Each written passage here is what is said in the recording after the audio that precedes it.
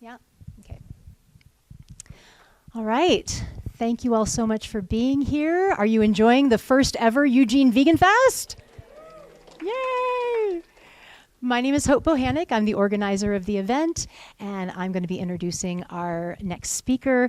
Lauren has been deeply involved in animal rights activism since 1987 and is the founder and senior programs director for Food Empowerment Project. Food Empowerment Project is a vegan food justice nonprofit that promotes veganism, champions rights for farm workers, highlights the lack of access for healthy foods in Black and Brown communities, and raises awareness about the worst forms of slavery, including child labor in the chocolate industry. And I'll just add here that we were very careful to make sure that all of our vendors that are offering chocolate were on Food Empowerment Project's recommended list for non-slave labor and child-free chocolate.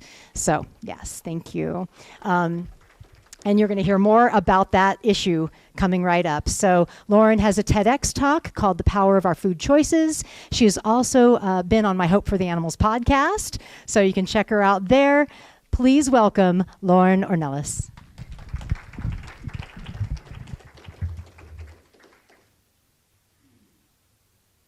Hey everyone, thanks for coming. I want to first acknowledge that we are on Indigenous lands. It is the indigenous lands of the, I learned how to say this hopefully correctly, Kalapuya Ilahi land, and just want to honor whose ancestral land we are on that is not our land. And also a labor acknowledgement about all the food that you're eating today probably comes at the hands of farm workers. So as Hope said, I've been involved in the animal rights movement since 1987. I've done investigations of factory farms and slaughterhouses, and as Hope mentioned, I've been arrested quite a number of times. But I started Food Empowerment Project. Actually, our 18th year was on May Day, May 1st. I just realized I don't have a little clicker. Oh, you do it. I do have a clicker. Human labor. All right, I got to make sure you're treated properly. I'm glad you're seated. Food Empowerment Project last year became a collective. I've always had issues with hierarchy and the idea that someone can be in charge and everybody else is supposed to be what they say, because I feel like that stifles creativity, it stifles growth of the organization, and more importantly, people who work for that organization do not feel that they have a voice because they have to worry about who is signing their paycheck. So we became a collective a year ago. And we're very excited at this model and hope that other organizations will follow suit. I think now today more than ever, we need to make sure that all workers have a voice and that are equal in what any organization, or I will say business as well, and how they conduct themselves. Go to the next one. So Food Empowerment Project, what we're trying to do is we're trying to draw attention to healthy food systems and rotten food systems and show how a lot of the issues are very much connected. So a healthy food system will involve justice, compassion, dignity, equity, liberation, integrity, and appreciation and respect. However, a rotten food system will have ableism, sexism, discrimination, exploitation, capitalism, classism, racism, and colonization. Now, there's probably far more on both sides that can be had, but these are some of the main issues that we're going to be talking about. So I always like to start with my baby bunny. His name is Benito. He's named after the first indigenous president of Mexico, Benito Juarez. And my husband, who's taking a picture of me right now, and I found him on the streets in downtown San Jose, where he was probably dumped as an Easter gift. So a lot of bunny groups are out there talking about this, and it is a problem that people adopt them and then they dump them later. But I start with Benito because I feel like he exemplifies why we are a vegan organization. And that's because Benito has a right to his fur without having to worry about anybody wanting to wear it. He has a right to his flesh without having to worry about anybody wanting to eat him. And he has a right to his eyes and his skin without having to worry about anybody testing any products in him. Benito, like all animals, have fears. They have things that they like. They deserve respect. They deserve autonomy, except when I want to pick him up and kiss him. But I'm not supposed to pick him up. I'm only saying this because Mark's here. I would have just acted like I pick him up and kiss him all the time. But these animals, no matter it is once we get to know them better, we realize their personalities. And they have a right to their being without anybody else, any humans interfering with that. You can go to the next one. And since I know you're going to be hearing a lot, and you have heard a lot about veganism, I'm going to just briefly talk about this because that's what this whole event is about. But basically that it doesn't matter how small or how large these farms are, animals are treated in the same way. So you hear a lot about CAFOs, industrialized animal farms. It doesn't matter. I've investigated farms, very small farms in Georgia, where you had maybe 10 cows, but I still saw a baby calf in a crate so small that she couldn't turn around. I had her bellowing back and forth to her mom. No matter what, with a small dairy farm or a large one, at the end of the day, they're separating the moms and the babies. Because why? Because they want to sell the milk to people to consume that milk. So our whole point here is just that small or large farms, it really doesn't matter. The same cruel ways in which animals are treated, having parts of their body cut off, their tips, their beaks, their tails, the teeth, the toes, like a turkey that I rescued from a slaughterhouse, it doesn't matter if they're small or large farms. They're still treated the same. So I don't know, hopefully many of you have heard about environmental racism, but environmental racism is one portion of the population is more exposed to pollutants than anybody else.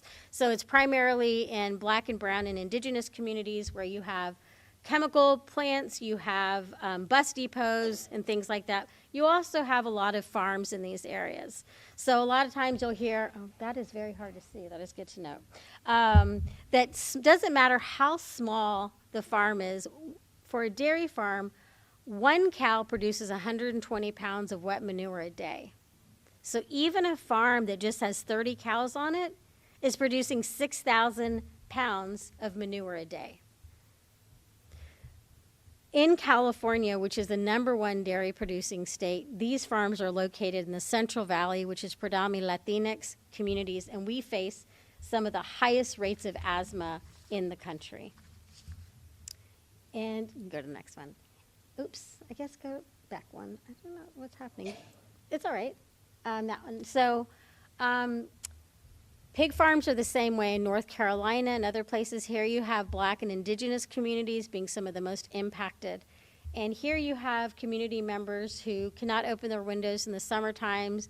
They get headaches, they have respiratory problems, and their property values are worthless because nobody wants to live near a facility like this. And I've investigated farms, pig farms in North Carolina, and the colors that come out of there are not of nature. And the smell is just unbelievably bad. So as an organization that talks about impacts on Black and brown communities and indigenous communities when it comes to animal agriculture, we also think it's equally important to talk about where our food comes from. So for those of us who are vegan and went vegan for the animals, we did so because we didn't want to cause harm to another being. And the same situation goes for farm workers and how farm workers are treated. Currently, farm workers have always been threatened with deportation and things such as that. But as you can imagine right now, in the current political climate, it's even worse. In fact, this morning, I'm on a list to be notified in case we need to help out about ICE in the community. Hopefully everybody knows who ICE is. I just got another one today about another farm worker community that's being raided by ICE. And these are people who are working and picking our food, and yet how they're treated in this country is if they're criminals. And I do not believe in these borders that has been created. And I do not believe that anybody is a criminal. They are just undocumented. So it's more severe right now. And that's why it's really incumbent upon all of us to make sure we advocate for farm workers. Lelo is a farm worker from Washington who's been detained. He's outspoken. He's an amazing activist who's been working for a long time for farm worker rights and with the farm worker union. A petition on our link tree means if you go to our Instagram, there's a petition you can sign in defense of Lelo. Here in Washington State, if you go to the next, here in Oregon, if you go to the next one. here in Oregon, farm workers are asking to be at the seat of the table when these issues are being discussed, and they're actually asking for more money as well. So if you go to the next slide. There's a bill right now in Oregon, if you want to defend and stand up for farm workers who are picking your food, if you're vegan or not, unless you're only eating what you grow, you have a farm worker to thank for everything you eat. So there's currently a bill right now that we're hoping that you all will support in defense of farm workers in the state of Oregon. There's an organization called PCOON, which is founded by farm workers that is based here in Oregon. That's a really wonderful organization that I had the privilege of meeting and touring with a couple years ago. So if anybody here is interested in getting more involved in farm worker justice locally, they're a fantastic organization. So if you want to go to the next one. But I'm going to talk specifically about farm workers in general, and as most produce comes from California, I'll talk specifically about my experiences in working with farm workers, and that's that the majority of farm workers are unhoused. They live in substandard housing. They live in their trucks. They live in cardboard boxes. These are people who are working day in and day out to put food on our tables. Their working conditions involve rapid sexual harassment taking place. They are working in extreme temperatures, whether it be raining and flooding or the heat that takes place. They suffer from wage theft, and if they try to speak out many times, they are threatened with deportation. One of the organizations we strongly support is the Coalition of Immokalee Workers. And what they've been doing is asking corporations to do some small things, which include paying for 1 penny more per pound for the tomatoes that they pick. And although they may not seem like a lot of money, 1 penny more per pound for the tomatoes has proven to be so effective in changing the lives of farm workers, they continue to push for it. They currently have a boycott of Wendy's, and they have a boycott of a grocery store chain in the Southeast called Publix. But they are an incredible organization and making incredible strides for farm workers. Go to the next one. So for our organization, one of the things we do every year is we do a school supply drive for the children of farm workers. The majority of the farm workers that we support are from Oaxaca in Mexico. They don't speak English or Spanish. They speak indigenous languages to that area. And one of the things that happened during the lockdown and COVID, as well as some of the fires that were taking place, is these are the communities who were most left out by any types of resources because of the language barrier. So we very much believe in language justice issues that respect indigenous languages as well as all the other languages that exist. But if anybody's interested in supporting, we just ask for donations, and we go out and we buy the backpacks, and it is one of the most beautiful things that we do every year, that these kids are just so hungry to do well in their education that they're so excited to get the school supplies. So we talk about workers locally. We also want to make sure to talk about workers abroad. And here's when we talk about chocolate and slavery in the industry. And this is one of the things why Food Empowerment Project says just because it's vegan doesn't mean it's cruelty-free. And so children get in these areas in a variety of ways. In Western Africa, children come from very poor countries nearby. They can be sold into it by a family member. They are also children who think they're going to be able to go get a job and be able to send money back to their families, and they're never seen again. There's also children who are actually stolen from marketplaces and trafficked hundreds of miles away to areas where their local dialects are not even spoken.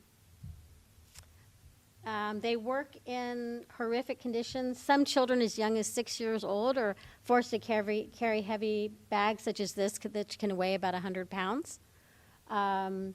They are using, you can go to the next one too, machetes. Thank you. Hopefully they have scars on their arms and legs. These are some very young girls working in these fields. And you know, not only are they not paid, but they're also locked in many times overnight. And if they try to escape, they're beaten. In fact, some formerly enslaved people had a lawsuit against Hershey's, and one of the things they talked about was how they actually cut the bottoms of their feet to prevent them from running away. And we're not talking about something that happened long ago. We're talking about this stuff is happening currently, and it's just getting worse now. because the climate crisis and everything that's taking place, it's getting worse for these children and other enslaved people for chocolate. One of the things that a lot of people talk about is, oh, they're working with their families. And that's not always the case, as I mentioned. But even those who are, this is from Brazil, which is interesting because for as long as we've been doing this work, most of the slavery and child labor was taking place in Western Africa. But over the past several years, Brazil also now enters that area. And so even if they're working for their families, it doesn't mean that that's the type of life that the parents want their child to live in. So this is from a report where the cacao farmer says, if I didn't have this rope around my neck, my 12-year-old son who works in the harvest would be studying. They want their children to go to school. But why is this happening? Why is this taking place? And simply, it's greed. What needs to happen is that these farmers need to be making a living income so they don't need to rely on children and they don't need to rely on enslaving people. They need to, these corporations, these billion-dollar corporations, need to put money into the people who are making them rich.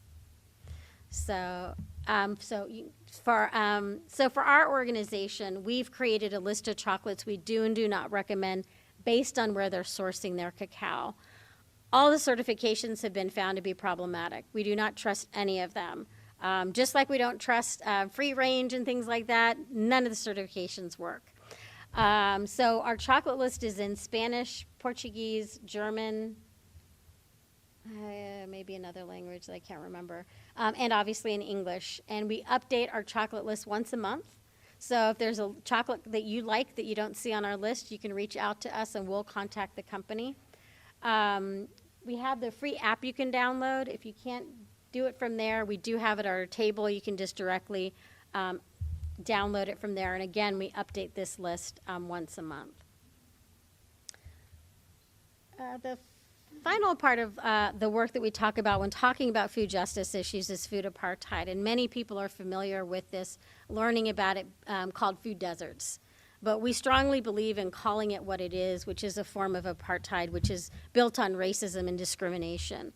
The vast majority of people impacted by this are Black, Brown, Indigenous people, and I would also add immigrant populations as well, where we have some of the highest rates of dietary diseases because of what is in our communities. And that tends to be an overabundance of fast food, liquor stores, and convenience stores, and that's where we end up getting a majority of our foods.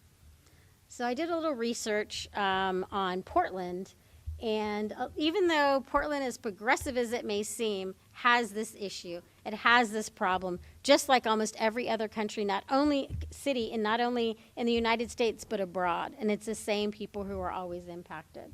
So even progressive Portland has a big problem with the ability for people to access healthy foods. I also am starting to address more a lot of college students as well who are facing not only food, but access to healthy food as well. And we feel like it's an issue that's not really talked about a lot that needs to be. I know that, I went vegan in 1988. And I was in high school, and, it was very hard when I was in college to be, I grew up in Texas, so it was even more hard. But it was really hard, and, there's just not a lot about that that needs to be said. Food Empowerment Project, actually, we created a Eating Vegan in College guide that's available on our website and hopefully printed soon. But we did create something like that. But again, it's an ongoing problem that many people are facing. So when we work on this issue, so one of the reasons why we work on this issue is because we've heard a lot, it's easy to be vegan. And I feel like that's a really problematic thing to be saying because it's simply not true. It may be easy for those who have privilege to be vegan, but it's not easy for everybody to be vegan. And if you're talking about an issue that you have a diverse audience listening to you, they're going to know it's not true. They're going to know that maybe their aunt lives in an area where they don't have access to fresh fruits and fresh vegetables. So we need to be very careful when we say things like that about veganism. I started doing this work because I lived and worked in downtown San Jose, and I had two liquor stores across the street from each other, and I had to drive to another town in order to get organic produce. And so what we did is we've done this in a couple of different ways. Santa Clara County is known as the Silicon Valley. It is where Adobe, Netflix, Apple, all these very big tech companies are based. And I wanted to see if we had a problem with lack of access to healthy foods. And so we went out and we physically surveyed, and we compared Palo Alto, if you've ever heard of Palo Alto, a very high-end area, to the lower-end income area of East San Jose. And we did a comparison between the high-income areas and low-income areas. And, of course, we knew what we'd find. Way more access to healthy foods in the higher-income areas than in the lower-income areas. We also found that frozen vegetables were 13 times more available in the higher income areas, and we found that organic was pretty much non-accessible.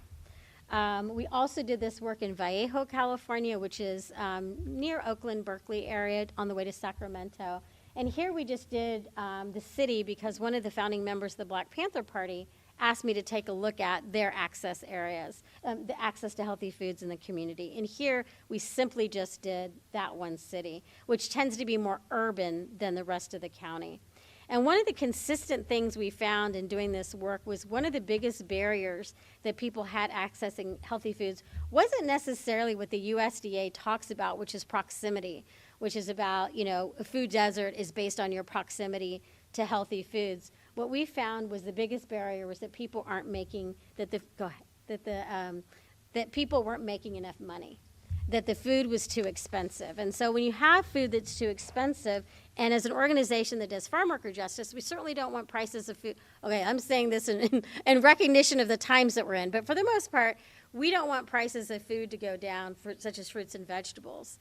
And so what we need more is wages to go up. We need equity in how people are paid. And so one of the things that we start fighting for now is living wages. And I call on any vegan who wants more people to go vegan, you need to join the call for living wages. Not only is it what's right and what's just, it's also a matter of people can't afford this food. And so we need to push for living wages. That would be McDonald's workers, Walmart workers, city, state, federal workers. We need living wages for everybody. We need more equity in the system because we're not going to survive without it. One of the other things we realize is that a lot of people who were immigrants ate healthier in the communities that they lived in before they came to the United States. And if you've heard that before, I had heard it before, but it literally came out in every focus group we did. Because these people were able to grow their own food. They were able to grow their own food where they lived, and they didn't want to all of a sudden have fresh tomatoes that they cooked with, and now they had to cook with tomato sauce that they got at the convenience store. One of the other things is we found that there were not a lot of meat and dairy alternatives as well, and we find this to be, obviously as a vegan organization, we want people to go vegan for the animals, right? We want people to not consume dairy for the cows, but we also have to recognize the impact that not having plant-based milks has on communities. I'm Mexican, so I will say my indigenous ancestors did not consume dairy because that is something that Columbus brought over. He's the one who brought the cows over. So it's, the term, go ahead. A lot of times you'll hear the term lactose intolerant. Thanks.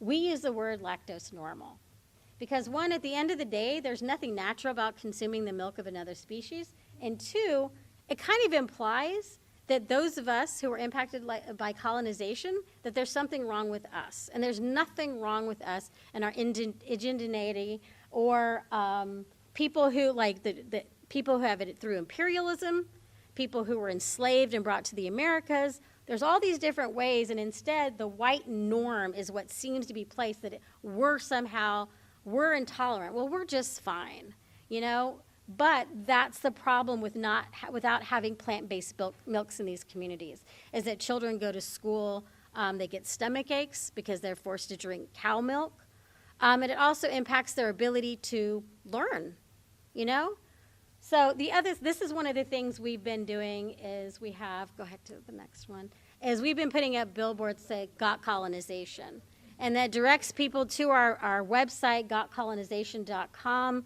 That talks about colonization and the impacts of colonization. It also talks about environmental racism, cows and goats and how they're impacted, and also worker impacts. We've been putting these up. We have the brochures on our table if you're interested. Our materials, it's available in English and in Spanish. You can go to the next one. The other thing we noticed in Vallejo was that the higher income areas had more grocery stores than the low income areas, that way more people in the higher income areas, they had fewer liquor stores and liquor stores. And the reason why is because many people in these communities rely on convenience stores and liquor stores to get their food. This is an ongoing problem in every community that we've worked in, that when you go to these places, I don't know if you've ever gone into like a liquor store or even a small convenience store, and they may have like a little basket and has like a couple bananas or a couple apples. That's what these people are relying on to get their food. That is what they're relying on. And many times, these don't even have prices on them. So people who don't speak English are an automatic disadvantaged from being able to find out how much the prices of the food are. And the person behind the counter could change how much it costs depending on what they think of the person. So this is an ongoing problem that we've been trying to work on. Unfortunately, a lot of this are federal issues, and we do not have that type of reach. We're a small organization. But this is why we find it so important when you hear about people talking about diabetes or anything like that, or heart disease, and they talk about Black, brown, and indigenous people and our health. It's so important to acknowledge, like, why? It's a symptom of racism and discrimination that our communities don't have the same access to healthy foods as other wider, more affluent communities do. And to making it be about us is wrong. And we need everybody to speak out about this. One of the other things that we found was that Safeway grocery store, which also goes under these banner names, was placing restrictive deeds on their former properties, preventing new grocery stores from moving in. So what that means, in the community in Vallejo that we were working in, there was a Safeway downtown in a Black-brown community, also where a senior living facility was. And they moved from that location, and when they moved, they put a restrictive deed preventing any grocery store from moving in for 15 years. They were doing this in Washington State as well. They did this in Washington, D.C. They did this in Colorado. Some of these restrictive deeds go on for 30-plus years. And so we've had a long-time campaign trying to get Safeway to stop this way of doing things. Now, they're not the only ones, but this is who we're targeting. So to try to start out with them, because basically they're impacting the health of communities. They are responsible for people. And again, it's always an impact to communities. It's always our communities. Why? Because they figure it's easier to make us drive to a richer area because rich people aren't going to drive to our communities, right? So communities that we've worked in, they're taking several buses to get to a grocery store to be able to eat. What's worse is that we have people in some areas, even in like St. Louis, where the buses limit how many bags a person can take on a bus. So you can only take 2 bags on a bus, then that's all the groceries you're going to be able to buy for the week. So after we do this assessment, we then go back into communities and we do focus groups in the communities. And we did one in San Jose, which is the most impacted area, and we did some in Vallejo. You can go to the next slide if you want. And for these focus groups, we pay everybody for their time. The last one we did, we gave $50. I'm sure it'd have to increase by now. But we don't believe it's good to take wisdom from communities without compensating people. We believe it's very important to honor and acknowledge people's lived experiences and give them money for their time because their time is worth something. We also fed them a vegan meal and found out that, like a lot of these communities, the kids were vegan, but parents were struggling to be able to figure out how to feed them because they didn't have access to healthy foods. All of the focus groups in San Jose were conducted in Spanish, but in Vallejo, we had a different demographic there, and we did like 5 or 6 in that community. So in terms of the problem with lack of access to healthy foods, in terms of solutions, one that everybody can participate in is fight for living wages for everybody. The other solution we see is urban gardens. And we have an updated page on our website about growing your own food, even if it's just on your windowsill. But basically, growing your own food gets you off a system, at least for Black and brown and indigenous people, a system that was never made for us to thrive. It was made off of our back, our blood, our sweat, and some of our lives. That system was never made for us. And so we don't believe it's a broken system. We believe it was a system that was just created for a certain type of people. And so we believe that if we get off a system that was never meant for us and for everybody to kind of, if you have the ability to grow your own food, to grow your own food. The systems that exist currently are not in place to benefit anybody except for corporations. So growing your own food is a way to resist that. For those people like me who have only ever lived in apartments, and I don't know that I believe you can own property, the other solution we see, the next slide, is worker-owned cooperatives, where the workers are the owners of the business. It's not going to Arkansas with a Walmart family. It's staying in the community, and the people who own that co-op are the ones who make the decisions. This is Adriana, one of the owners of Mandela Grocery in Oakland, and they got to make a decision for the first few years. All the profits went back into the company, into the cooperative. Now, over time, they were able to get more profits, and she was able to get a car. So they decide where their profits go, and more than not, their profits go to help the community, to help the seniors, to help EBT, to make sure that everybody gets fresh and healthy foods. So in terms of what we recommend you can do, and if you all want to get our leaflet on our table, the list is in the back of here too. But we say, go vegan. One of the things is that, like, if you don't want to cause harm to another living being, then going vegan for the animals is a great way to do that. All we do is say at the end, if you have access to healthy foods, right? Because again, not everybody has that access. Now, should we fight and help everybody get that access? Absolutely. But everybody doesn't. Try not to support corporations that violate human and animal rights. Lend your voice to the needs of farm workers. Choose organic. It doesn't mean that they're better for the farm workers in every way. It just means they're not going to be exposed to toxic chemicals. Use our chocolate list to not support slavery and child labor in the chocolate industry. Don't use single plastic water bottles if you can avoid it. Bring your own. Buy local. We do strongly support, if you're going to farmers markets, that you support black and brown farmers because they are more disadvantaged in starting their businesses than others. Support living wages. Go to the next one. We have more information on our website about bananas, coffee, palm oil, wine, avocados, and tea now as well. Again, we encourage you to speak out against food justice issues and what's happening. Speak to managers. Driscoll's is a horrible company, so if you see your stores carrying Driscoll's berries, great job to try to find another supplier. Get involved. We have a monthly newsletter. You can sign up at our table, and then spreading the word. Go to the next one. We also have all of these booklets are on our table. And if you go to the next one, we have vegan soul food and vegan Indian food coming out soon. I will say that all of these guides are made by people from within the organization. We don't pick people's cultures and say we're going to make a guide about it. It's based on who we are. And all these recipes come from people of those cultures. You can go to the next one. And then all of these guides are on our website as well, and they're in the various languages. Vegan Mexican foods in English and Spanish, vegan Lao foods in English and in Lao, vegan Filipino food is in English and in Tagalog, vegan Chinese food is in English and simplified Chinese. And vegan soul food will be in English and in Spanish. We have a new zine. We have an amazing youth organizer, and we have a new zine coming out for young people. She's also the one who helped create Eating Vegan in College. We can go to the next one. If y'all can help spread the word, we do have a youth scholarship coming that's going on right now, that we do award scholarships for young people with their artwork or poetry or essays. You can go to the next one. And then the deadline to apply is May 29th. Go to the next one. So I know this is a lot. I always want to give people a second to breathe.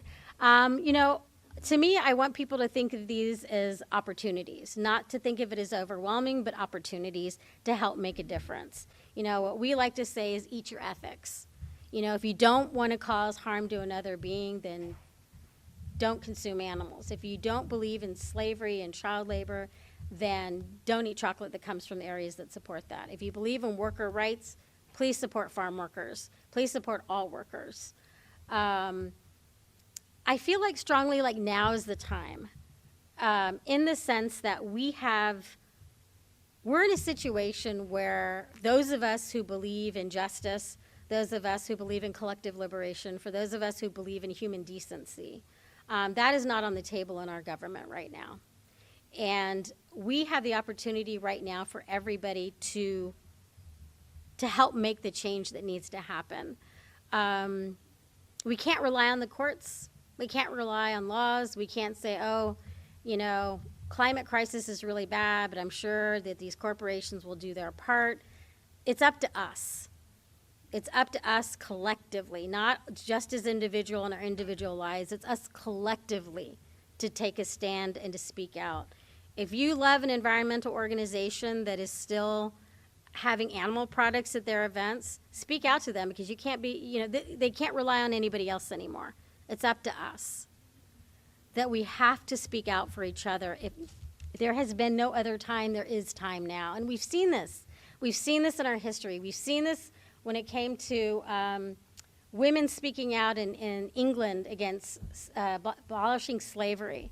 You know, what did they do? They didn't have the right to vote at the time, so what did they do? They started a sugar boycott, and they got things changed. What happened with the farm workers, even though the farm workers are still in a dire situation? You know, there was the Great Boycott, created a lot of awareness for farm workers. You know, the Black Panther Party came at a time we still need them to really take care of community, to take care of the fact that children were going to school hungry. We need to take this opportunity now. We need to, in our own capacity, in own ways that we can do it, but to speak out on human decency every chance we get. And right now, for those of us who have the privilege of eating more than one time a day, we have the ability every single time to say something about what we believe in and what we don't believe in. And we need to not just do that in our homes, we need to speak to those corporations. And we need to support all the boycotts that are going on right now to stand up and defend human decency. Thank you.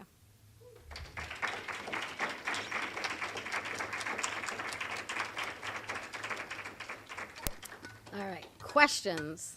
I was wondering, when you're talking about the slave labor for the cacao, and then I think about coconuts and the monkeys. Have you done research on that? We have. Actually, we have a page on coconuts. I'm trying to remember now. I know that the majority of places where that is being done with the monkeys isn't as commercially viable. But we do have on our website the which ones not to buy. We don't have the companies. There's only 6 of us at the organization. So we don't have